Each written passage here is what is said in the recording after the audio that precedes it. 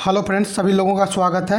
Bihar SSC CGL 2025 के लिए भारतीय संविधान में संघ की कार्यपालिका तथा विधायिका ये एक नया चैप्टर है जो आज से प्रारंभ हो चुका है। इससे पहले आपको जो है कई सारे चैप्टर हो चुके हैं। यदि आप नहीं देखे हैं तो ज़रूर उसे देखिए। चैनल में प्लेलिस्ट बनी हुई है, वहाँ पर जाके आप उसे देखिए। एग्ज़ाम के दृष्टिकोण से काफ़ी महत्वपूर्ण सीरीज है। प्रारंभ करते हैं आज के वीडियो को। यदि आपको अच्छा लगेगा चैनल को सब्सक्राइब कर लीजिएगा। आज चैप्टर 8 है और यही चैप्टर है संघ की कार्यपालिका तथा विधायिका। प्रारंभ करते हैं। इसमें पहला प्रश्न है, संविधान के किस भाग में संघ की कार्यपालिका का वर्णन किया गया है? तो संघ की कार्यपालिका का वर्णन भाग 5 में किया गया है। संघ की कार्यपालिका का उल्लेख किस अनुच्छेद में है? अनुच्छेद 52 से 78 तक है। ये ध्यान रखना है। संघ की जो कार्यपालिका है उसका उल्लेख जो है अनुच्छेद 52 से 78 तक किया गया है। 78 तक किया गया है, ये ध्यान रखना है आपको। संघ की जो है संघीय कार्यपालिका में कौन कौन शामिल होते हैं? तो संघीय कार्यपालिका में राष्ट्रपति होते हैं, उपराष्ट्रपति होते हैं, मंत्रिपरिषद एवं महान्यवादी। काफ़ी इम्पोर्टेंट है। संघ की जो संघीय कार्यपालिका है इसमें कौन कौन शामिल हैं? राष्ट्रपति, उपराष्ट्रपति, मंत्रिपरिषद एवं महान्यवादी। तो ये 3 प्रश्न यहाँ जो है आपको ध्यान रखना है कि संघ की जो कार्यपालिका है भाग 5 में है, अनुच्छेद 52 से 78 तक है। और इसमें जो शामिल है संघीय कार्यपालिका में राष्ट्रपति, उपराष्ट्रपति, मंत्रिपरिषद एवं महान्यवादी, ये शामिल है संघ की कार्यपालिका में। राष्ट्रपति, उपराष्ट्रपति, मंत्रिपरिषद एवं महान्यवादी। जोर मैं इसलिए दे रहा हूं कि इंपॉर्टेंट चीज़ है और यहाँ से आपको डायरेक्ट पूछा जाएगा कि निम्नलिखित में से संघीय कार्यपालिका में कौन शामिल नहीं है, और फिर आपको राष्ट्रपति, उपराष्ट्रपति, मंत्रिपरिषद दे देगा। ऑप्शन में मान लो कि फिर एडवोकेट जनरल, या फिर जैसे एडवोकेट जनरल राज्य में होता है उसी प्रकार महान्यवादी होता है। तो एडवोकेट जनरल यदि दे दिया तो वो आंसर हो जाएगा। तो ये 4 ध्यान रखना है, राष्ट्रपति, उपराष्ट्रपति, मंत्रिपरिषद और महान्यवादी। अगला है अब राष्ट्रपति। राष्ट्रपति से जुड़े हुए एक एक जो है फैक्ट्स को कंप्लीट यहाँ कवर करेंगे। पहला प्रश्न है, संघीय कार्यपालिका का प्रधान कौन होता है? राष्ट्रपति में पहला प्रश्न है, संघीय कार्यपालिका का प्रधान कौन होता है? यानी संघीय कार्यपालिका में जो राष्ट्रपति, उपराष्ट्रपति, मंत्रिपरिषद और महान्यवादी शामिल है, तो इसमें प्रधान कौन होते हैं?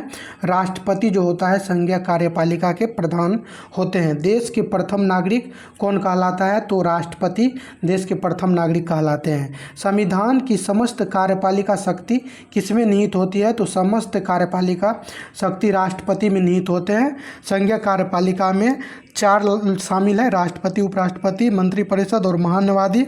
और ये राष्ट्रपति जो है संघीय कार्यपालिका का प्रधान होता है, प्रथम नागरिक देश के कौन है? राष्ट्रपति है। संविधान की समस्त कार्यपालिका शक्ति राष्ट्रपति में निहित है। चलिए आगे चलते हैं।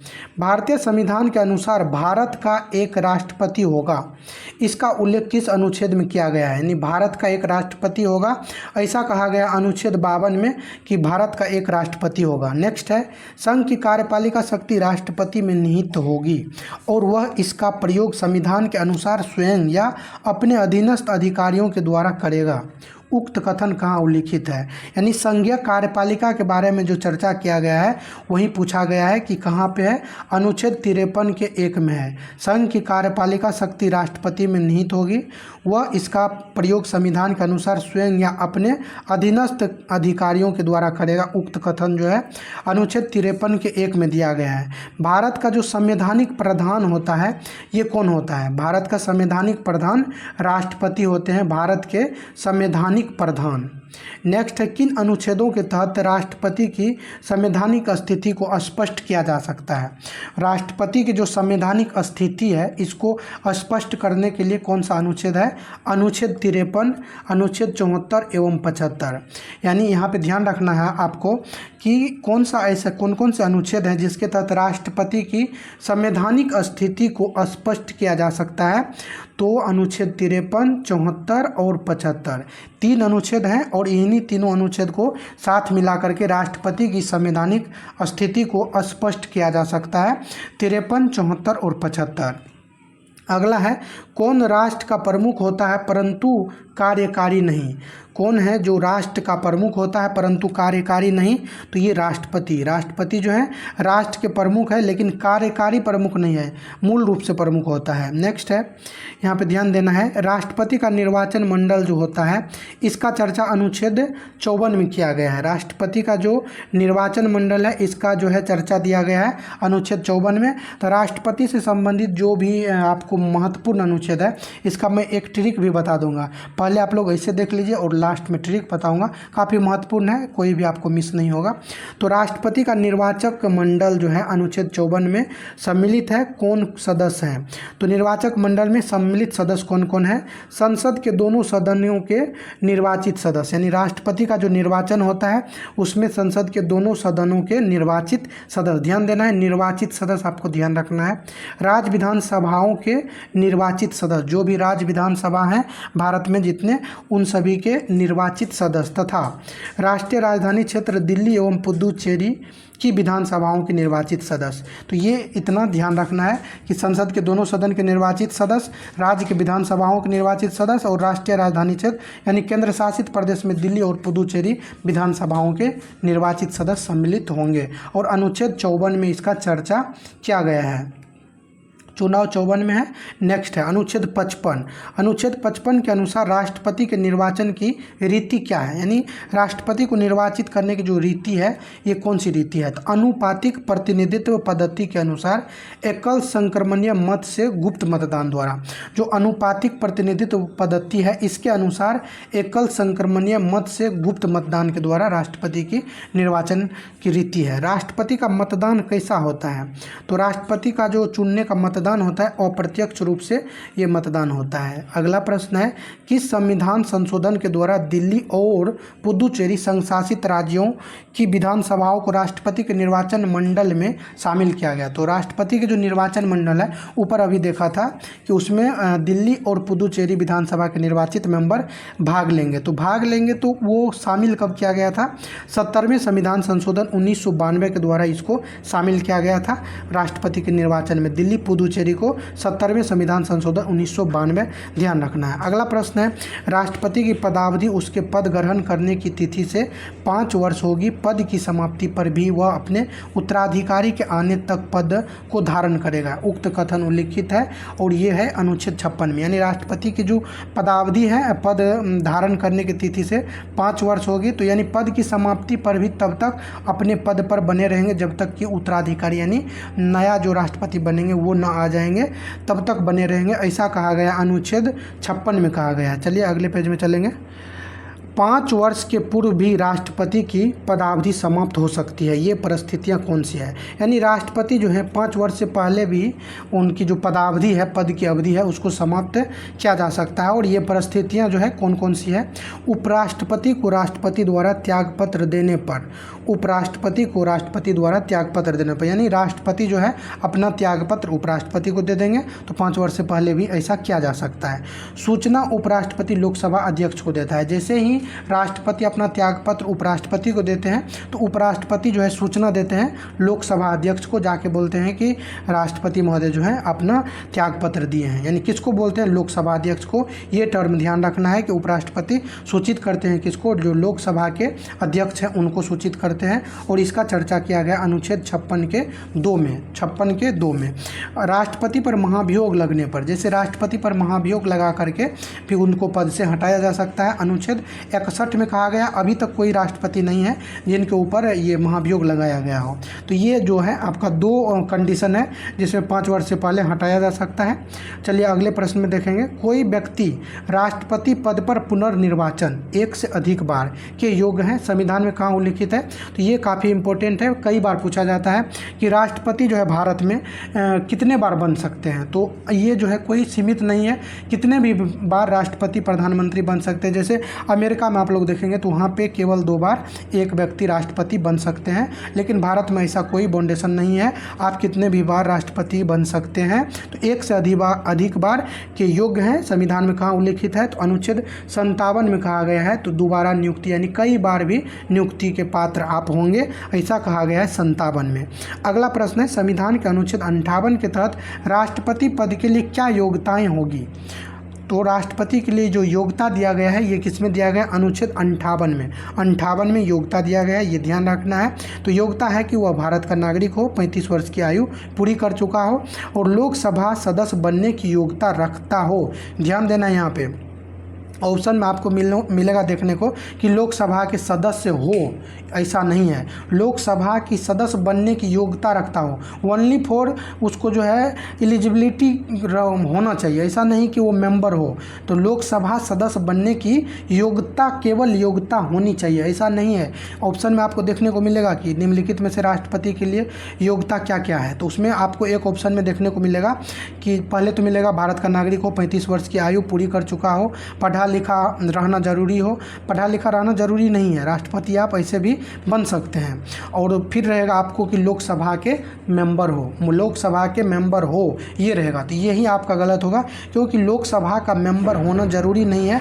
लोकसभा के जो मेंबर है उसको बनने के लिए जो योग्यता होनी चाहिए वो योग्यता उनके पास होना चाहिए। तो ये ध्यान रखना है, लोकसभा सदस्य बनने की योग्यता केवल होना चाहिए। अगला है, यदि कोई उम्मीदवार राष्ट्रपति के चुनाव में भाग लेता है तो उसे जमानत राशि कितनी जमा करनी होगी? जमानत राशि जमा करना पड़ता है राष्ट्रपति को। यदि आप चुनाव में भाग लेंगे तो जमानत राशि के रूप में कहाँ जमा किया जाता है? आरबीआई के पास जो है 15,000 रुपया जमा किया जाता है जमानत राशि के रूप में। कहाँ पे? आरबीआई के पास, ध्यान रखना होगा। आरबीआई के पास जमानत राशि के रूप में 15,000 आपको जमा करना होगा। कितने मत प्राप्त न करने पर जमानत राशि जब्त हो जाती है? यदि आप 15,000 रुपये जमा किए हैं तो कितना मत प्राप्त करेंगे? तो बच जाएगा कुल परे वेद मतों का यदि 1/6 भाग प्राप्त कर लिए हैं, यानी आप ऐसे ध्यान रख सकते हैं 100 में लगभग 17-18 वोट यदि आप प्राप्त कर लेते हैं तो आपका जो है जमानत राशि बच जाएगा। और यदि आप 15 प्राप्त करते हैं, 16 प्राप्त करते हैं तो फिर आपका जो है जमानत राशि को जब्त कर लिया जाएगा, जो 15,000 रुपया आरबीआई के पास जमा रखते हैं। संसदीय शासन प्रणाली में नाम मात्र का प्रमुख कौन होता है? तो ये जो है राष्ट्रपति केवल नाम मात्र का प्रमुख होता है, नाम मात्र का, बाकी सारी चीज़ जो है प्रधानमंत्री करते हैं। और आप लोग ध्यान से सुनते रहिए, और थोड़ा स्पीड हो सकता होगा तो आप लोग कमेंट करिएगा तो मैं अगले वीडियो से सुनो होगा। वैसे ज़्यादा स्पीड नहीं है, आपका एक एक चीज़ यहाँ से क्लियर होता हुआ जा रहा होगा। चलिए अगला है, भारत के राष्ट्रपति की संवैधानिक स्थिति किस देश के राष्ट्रीय अध्यक्ष के समान है? जो भारत के राष्ट्रपति हैं उनकी जो संवैधानिक स्थिति है किस देश के राष्ट्र अध्यक्ष के समान है? तो ब्रिटेन के जो राष्ट्र अध्यक्ष हैं उनके समान है भारत के राष्ट्रपति की स्थिति। अगला है, भारत और ब्रिटेन के राष्ट्र अध्यक्ष के मध्य क्या असमानता है? भारत और ब्रिटेन के जो राष्ट्र के अध्यक्ष हैं उनके मध्य जो है क्या असमानता है? तो भारत का राष्ट्रीय अध्यक्ष निर्वाचित होता है जबकि ब्रिटेन का वंशानुगत होता है। तो यहाँ ध्यान देना है, भारत के राष्ट्रपति की जो संवैधानिक स्थिति है ब्रिटेन के राष्ट्र अध्यक्ष के समान है, और दोनों में असमानता ये है कि भारत में निर्वाचित होते हैं और ब्रिटेन में जो है वंशानुगत नियुक्त होते हैं। चलिए अगले प्रश्न में देखेंगे, ये इंपॉर्टेंट है, ध्यान रखना आपको। राष्ट्रपति के निर्वाचन से संबंधित विवादों का निपटारा कौन करता है? राष्ट्रपति के जो निर्वाचन से संबंधित कोई भी यदि विवाद आ जाता है तो उसका निपटारा उच्चतम न्यायालय के द्वारा अनुच्छेद 71 के तहत किया जाता है, ये ध्यान रखना है। अनुच्छेद 71 के तहत जो है उच्चतम न्यायालय निपटारा करेंगे। राष्ट्रपति की शपथ का वर्णन किसमें है? अनुच्छेद 60 में शपथ है, 60 शपथ, ऐसे ध्यान रखना है। राष्ट्रपति किसके सम्मुख शपथ ग्रहण करता है? राष्ट्रपति जो है ये किसके सम्मुख शपथ ग्रहण करते हैं? सुप्रीम कोर्ट के मुख्य न्यायाधीश अथवा उनकी अनुपस्थिति में सुप्रीम कोर्ट के वरिष्ठतम न्यायाधीश के सम्मुख। सुप्रीम कोर्ट के मुख्य न्यायाधीश या यदि वो अनुपस्थित है तो सुप्रीम कोर्ट के वरिष्ठतम न्यायाधीश के सम्मुख राष्ट्रपति शपथ लेते हैं अनुच्छेद 60 के तहत। अब राष्ट्रपति की जो शपथ है इसमें देखते हैं शपथ में वो क्या लेते हैं। शपथ यथा मैं अमुक, मतलब मैं जो राष्ट्रपति होंगे वो खुद अपना नाम लेंगे। श्रद्धापूर्वक राष्ट्रपति के पदीय कर्तव्यों का पालन करूंगा। सबसे पहले वो बोलेंगे मैं, जैसे अभी मान लो कि द्रौपदी मुर्मू है तो वो बोलेंगे मैं द्रौपदी मुर्मू श्रद्धापूर्वक राष्ट्रपति के पदीय कर्तव्यों का पालन करूंगा। ये पहला लाइन हो गया। दूसरा है संविधान और विधि का परीक्षण, संरक्षण और प्रतिरक्षण करूंगा। तो ये जो है संविधान और विधि, जो संविधान है और कानून है, इसके परिरक्षण, संरक्षण और प्रतिरक्षण करूँगा। जो राष्ट्रपति बनेंगे वो ये शपथ लेंगे कि मैं संविधान और विधि का परिरक्षण, संरक्षण और प्रतिरक्षण करूँगा। भारत की जनता की सेवा व कल्याण में निरत रहूँगा। भारत की जनता की सेवा व कल्याण में निरत रहूँगा। तो ये आपको 3 टर्म ध्यान रखना है। मैं श्रद्धापूर्वक राष्ट्रपति के पद या कर्तव्यों का पालन करूंगा, संविधान और विधि का परिरक्षण, संरक्षण और प्रतिरक्षण करूंगा, भारत की जनता की सेवा व कल्याण में निरत रहूंगा। ये जो है 3 टर्म है, ये ध्यान रखना है। चलिए नेक्स्ट देखते हैं। यहाँ पे है राष्ट्रपति के वेतन भत्तों एवं उपलब्धियों का उल्लेख कहाँ किया गया है। जो राष्ट्रपति हैं उनके वेतन भत्तों एवं उपलब्धियों का उल्लेख किया गया है अनुच्छेद 59 के 3 में किया गया है। नेक्स्ट अनुच्छेद 59(4) के अनुसार किसके उपलब्धियों, वेतन एवं भत्तों में कटौती नहीं की जा सकती है। तो राष्ट्रपति के जो हैं कार्यकाल के दौरान जो वेतन है, भत्ते हैं, उसमें कटौती नहीं किया जा सकता है 59(4) के अनुसार। यदि संसद के किसी सदन या राज्य के विधानमंडल के किसी सदन का कोई सदस्य राष्ट्रपति निर्वाचित हो जाता है तो ऐसा माना जाएगा कि उसने उक्त सदस्यता राष्ट्रपति पद प्राप्ति के पूर्व त्याग दी है। निम्न उक्ति वर्णित है। यानी कोई राष्ट्रपति यदि बन गए हैं, उससे पहले यदि वो किसी भी पद पे थे तो ऐसा माना जाएगा कि उन्होंने उस पद को त्याग कर दिया है। अगला है भारत के राष्ट्रपति का वेतन कहाँ से दिया जाता है। तो भारत के जो राष्ट्रपति हैं उनका वेतन भारत की संचित निधि से दिया जाता है। भारत की संचित निधि से राष्ट्रपति के वेतन जो है दिए जाते हैं। महाभियोग का प्रस्ताव संसद के किस सदन में रखा जा सकता है। तो यदि राष्ट्रपति पर महाभियोग लगाया जाता है तो संसद के जैसे लोकसभा और राज्यसभा सदन है तो कहीं से भी इसको चालू किया जा सकता है। लोकसभा हो या फिर राज्यसभा, कहीं से भी इसको प्रारंभ किया जा सकता है। एकल संक्रमणीय मत क्या है, इसको ध्यान से देखिए। यदि प्रत्याशियों की संख्या 1 से अधिक है तो प्रत्येक मतदाता उतने मत वरीयता क्रम से देगा जितने प्रत्याशी है। यदि प्रत्याशियों की संख्या 1 से अधिक है तो प्रत्येक मतदाता उतने मत वरीयता क्रम से देगा जितने प्रत्याशी है। अगला है राष्ट्रपति के चुनाव में सफलता के लिए उम्मीदवार के लिए आवश्यक न्यूनतम कोटा निर्धारित किया जाता है। और यहाँ पे ध्यान देना है, किसी भी राज्य या संघ राज्य क्षेत्र की विधानसभा के निर्वाचित सदस्यों के मतों की संख्या कैसे ज्ञात किया जाता है। तो जो ये मत देते हैं उसका मत ज्ञात किया जाता है। एक विधायक के मत का मूल जो होता है वो होता है राज्य की कुल जनसंख्या। जैसे एक विधायक है तो एक विधायक के मत का जो मूल्य होता है तो राज्य की कुल जनसंख्या बटे राज्य विधानसभा के निर्वाचित कुल सदस्य, यानी जितना जनसंख्या है उसमें जितना, जैसे बिहार में अभी मान लेंगे तो राज्य की जो कुल जनसंख्या है, बिहार के जनसंख्या में टोटल 243 जो है विधानसभा के निर्वाचित सदस्य होंगे। तो 243 से बिहार के कुल जनसंख्या में भागा देंगे और 1/100 से गुना कर देंगे। ये ध्यान रखना है। यानी कुल जनसंख्या में टोटल निर्वाचित विधानसभा के सदस्य से भागा दे करके 1/100 से गुना करेंगे तो एक विधायक के मत का मूल जो है निकल जाएगा। अगला है राष्ट्रपति के चुनाव के लिए किस वर्ष की जनगणना को आधार माना जाता है। तो राष्ट्रपति के चुनाव के लिए जो है 1971 के जनगणना को आधार माना जाता है। ये ध्यान रखना है। एक संसद के मत का मूल, ये प्रश्न काफ़ी इंपॉर्टेंट है क्योंकि यदि एग्जाम में आ गया या आपके कोई सेट प्रैक्टिस में आ गया तो बहुत सारे लोग सोचेंगे ये तो कभी पढ़ा ही नहीं था।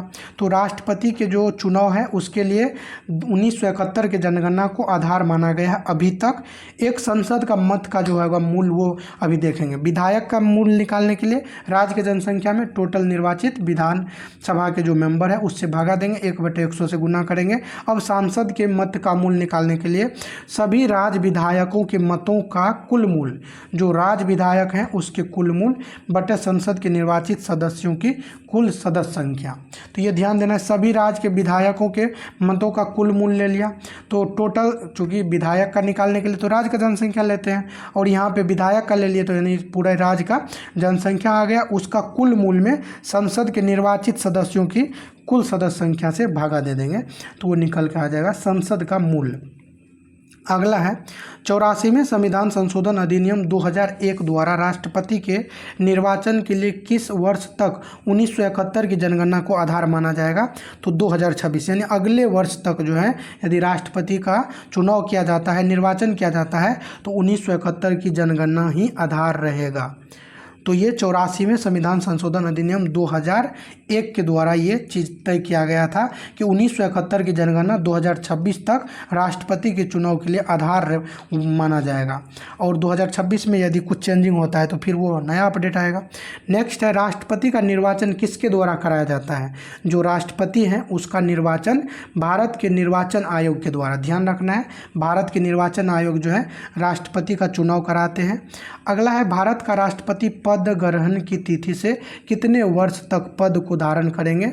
5 वर्ष तक जो है पद का धारण करेंगे। अनुच्छेद 56 के 1 में दिया गया है, 56 के 1 में। भारत का राष्ट्रपति कार्यकाल की समाप्ति पर कब तक पद पर बना रह सकता है? जब तक उसका उत्तराधिकारी पद ग्रहण नहीं कर लेता है, यानी कार्यकाल समाप्ति के बाद भी यदि नए राष्ट्रपति निर्वाचित होकर के जब तक नहीं आ जाएंगे तब तक पुराने वाले राष्ट्रपति अपने पद पे बैठे रहेंगे। चलिए अगला प्रश्न है, राष्ट्रपति पद पर चुने जाने के लिए न्यूनतम कितना मत प्राप्त करना आवश्यक है? तो राष्ट्रपति पद पर चुने जाने के लिए कुल पड़े वैध मतों के, यानी जितने मत डाले गए हैं उसमें जितने वैध मत हैं उसके आधे यानी 50% से 1 मत अधिक, अर्थात 50% प्लस 1। आप लोग इसको अच्छे से समझ पा रहे होंगे, चूँकि यानी 100 मत है टोटल, तो 50 + 1 चाहिए, यानी आधा से 1 ज़्यादा चाहिए, तो फिर वो जीत हासिल कर सकता है। चलिए अगला पेज में चलते हैं। अगला प्रश्न है, यदि राष्ट्रपति के पद की रिक्ति उसकी मृत्यु, त्यागपत्र अथवा हटाए जाने की स्थिति में हो तो पद को भरने के लिए कितने माह के अंदर चुनाव कराने का प्रावधान किया जाएगा? यानी 6 महीना के पहले जो है चुनाव कराने का प्रावधान किया जाएगा। यदि राष्ट्रपति का पद रिक्त हो तो पद का कार्यभार कौन संभालेगा? उपराष्ट्रपति संभालेंगे। यदि किन्हीं कारणों से उपराष्ट्रपति भी उपलब्ध नहीं है तो राष्ट्रपति के कार्यों का संपादन कौन करेगा? उच्चतम न्यायालय का मुख्य न्यायाधीश, या वो भी न हो तो वरिष्ठतम न्यायाधीश। यानी यहाँ पे ध्यान रखना है, राष्ट्रपति यदि नहीं होंगे किसी कारणवश तो उनके जगह उपराष्ट्रपति आएंगे। यदि उपराष्ट्रपति भी किसी कारणवश नहीं है तो उच्चतम न्यायालय के मुख्य न्यायाधीश आएंगे। यदि किसी कारणवश उच्चतम न्यायालय के मुख्य न्यायाधीश नहीं है तो उनके बदले जो है वरिष्ठतम न्यायाधीश आएंगे। यहाँ तक ध्यान रखना है, ये नहीं कि ये भी नहीं होंगे तो फिर क्या करेंगे, तो फिर ये दुनिया ही नहीं होगा तो क्या करेंगे, तो ऐसा ध्यान रखना है। यहाँ तक वह राष्ट्र का प्रतिनिधित्व करता है परंतु नेतृत्व नहीं, निम्न उक्ति लागू होती है। राष्ट्र का प्रतिनिधित्व करता है परंतु नेतृत्व नहीं करता है राष्ट्रपति। राष्ट्रपति जो है राष्ट्र का प्रतिनिधित्व करते हैं परंतु नेतृत्व नहीं करते हैं, ये चीज़ जो है आपको ध्यान रखना है। नेतृत्व कौन करते हैं? प्रधानमंत्री। भारत के राष्ट्रपति को कार्य अवधि की समाप्ति के पूर्व भी किस प्रकार पद से हटाया जा सकता है? तो महाभियोग लगा करके अनुच्छेद 61 के तहत हटाया जा सकता है। किसी भी सदन में जो है महाभियोग की प्रक्रिया को प्रारंभ किया जा सकता है। भारत का राष्ट्रपति किसे संबोधित करके राष्ट्र त्यागपत्र देते हैं? उपराष्ट्रपति को संबोधित करके त्यागपत्र देते हैं, और त्यागपत्र की सूचना उपराष्ट्रपति लोकसभा के अध्यक्ष को देते हैं। कौन भारत के राष्ट्रपति के निर्वाचक गण का तो भाग है परंतु किंतु उसके महाभियोग में सम्मिलित नहीं होता है। यानी राष्ट्रपति को निर्वाचित करने में जो शामिल रहते हैं मेंबर, उसमें तो शामिल है लेकिन महाभियोग में सम्मिलित नहीं है, तो राज्यों की जो विधानसभाएं हैं वो शामिल नहीं होते हैं। अगला है, राष्ट्रपति पर उसके व्यक्तिगत कार्यों के लिए कार्यकाल के दौरान न्यायालय में दीवानी मुकदमा चलाया जा सकता है। यानी राष्ट्रपति पर उसके व्यक्तिगत कार्यों के लिए न्यायालय में दीवानी मुकदमा चलाया जा सकता है अनुच्छेद 361 4 के तहत। यानी राष्ट्रपति पर जो है व्यक्तिगत कार्यों के लिए दीवानी मुकदमा चलाया जा सकता है कार्यकाल के दौरान। 361 के 4 के तहत ऐसा किया जा सकता है, ये ध्यान रखना है। 361 के 4 के तहत जो है व्यक्तिगत कार्यों के लिए कार्यकाल के दौरान दीवानी मुकदमा राष्ट्रपति पे चला सकते हैं। अनुच्छेद है 361 का 4। संसद द्वारा पारित कोई विधेयक तब तक ही अधिनियम बनता है जब उसे सहमति मिलती है राष्ट्रपति से। और संविधान के किस अनुच्छेद में राष्ट्रपति के अध्यादेश जारी करने की शक्ति है? तो राष्ट्रपति जो है 123 के तहत और राज्यपाल जो है 213 के तहत अध्यादेश जारी करते हैं। राष्ट्रपति की क्षमादान करने की शक्ति का उल्लेख, तो क्षमादान करने का शक्ति जो राष्ट्रपति के पास है 72 के तहत है और राज्यपाल के पास 161 के तहत है। राज्यपाल अध्यादेश जारी करते हैं 213 के तहत और राष्ट्रपति करते हैं 123 के तहत। बस यहाँ राष्ट्रपति वाले में एक को जो है यहाँ से उठा के बीच में लगा दीजिए तो फिर वो राज्यपाल के लिए आ जाएगा। यानी 123 राष्ट्रपति, 213 राज्यपाल और क्षमादान 72 के तहत राष्ट्रपति, 161 के तहत राज्यपाल। अगला है, किन अपराधों के संबंध में राष्ट्रपति क्षमादान करता है। तो राष्ट्रपति जो है क्षमादान करेंगे संघीय विधि के विरुद्ध अपराधों के दंड में सैन्य न्यायालय द्वारा दिए गए मृत्युदंड, यानी संघीय विधि के विरुद्ध अपराधों के दंड में यदि सैन्य न्यायालय द्वारा दिए गए मृत्युदंड है तो उसको भी माफ़ कर सकते हैं। परिस्थितियाँ जिनमें राष्ट्रपति प्रधानमंत्री के परामर्श को मानने के लिए बाध्य नहीं है, यानी ऐसी कौन सी परिस्थितियाँ हैं जिनमें राष्ट्रपति प्रधानमंत्री के परामर्श को मानने के लिए बाध्य नहीं है। यदि राष्ट्रपति को प्रधानमंत्री परामर्श देते हैं तो वो राष्ट्रपति की इच्छा है माने या फिर न माने। तो ये परिस्थितियाँ कौन कौन सी है इसको ध्यान से देखिए। पहला परिस्थिति है जब वह सदन में अपना बहुमत खो देता है या जब वह अपना बहुमत सिद्ध करने में असमर्थ हो जाता है, यानी प्रधानमंत्री जो है सदन में अपना बहुमत खो दिया या फिर अपना बहुमत सिद्ध करने में असमर्थ है, तो इस सिचुएशन में है नहीं मानेंगे। अगला है जब उसके विरुद्ध अविश्वास प्रस्ताव पारित हो जाता है, यानी प्रधानमंत्री के विरुद्ध यदि अविश्वास प्रस्ताव पारित हो गया है, यदि प्रधानमंत्री कुछ सलाह दे रहे हैं राष्ट्रपति को तो राष्ट्रपति नहीं मानेंगे, क्योंकि अब तो अविश्वास प्रस्ताव सिद्ध हो गया तो वो तो उस लायक रहे ही नहीं, यानी प्रधानमंत्री के योग्य नहीं रहे, इसीलिए ऐसा होता है। अगला है जब राष्ट्रपति इस तथ्य से अवगत हो कि सरकार का बहुमत नहीं है और जब प्रधानमंत्री लोकसभा के समक्ष जाने से इनकार कर देता है, यानी ध्यान देना है राष्ट्रपति को इस तथ्य से अवगत हो जाता है कि सरकार का बहुमत नहीं है और प्रधानमंत्री लोकसभा के समक्ष जाने से इनकार कर देता है, तब भी राष्ट्रपति जो है प्रधानमंत्री की सलाह को मानने के लिए बाध्य नहीं है। तो यहाँ तक जो है ये आपका कंप्लीट हो गया। कल यहाँ से राष्ट्रपति की जो क्षमादान शक्तियाँ हैं इसके कई प्रकार हैं, उसको शांति से देखेंगे और आगे भी देखेंगे। आप लोग हमारे साथ जुड़े रहिए, आपका एक एक जो है क्लियर होता हुआ जा रहा होगा, आप निश्चित क्लियर होगा, एक भी प्रश्न आपका एग्जाम में नहीं छूटेगा यदि आप ध्यान से वीडियो देखेंगे और उसको याद रखेंगे तभी। चलिए सभी लोगों को धन्यवाद, समाप्त करते हैं आज के वीडियो को।